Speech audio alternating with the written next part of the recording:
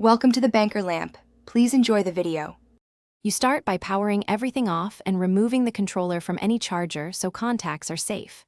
Next, lay the controller face down on a clean surface and remove the battery door.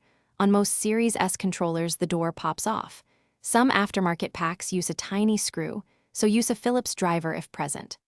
Once open, inspect the compartment for debris and the metal contacts for corrosion. Clean with a dry cloth, so the new pack will seat and make reliable contact when installed. Now you align the rechargeable pack's metal pads to the controller's contacts, because correct alignment ensures power flow and prevents shorting. Gently slide the pack into the compartment, pushing until it sits flush and feels snug. You should not need to force it. If the pack includes a small retention screw or clip, secure it hand tight. This keeps the pack stable during play. Once in place, make sure the battery door or cover also fits cleanly. A misaligned door can prevent good contact and cause intermittent power. Once the pack is secured and the door is back on, power the controller and look at the Xbox button LED to confirm it lights and pairs. This verifies electrical connection. Next, navigate a quick menu or launch a short game to confirm stable power and no cutouts.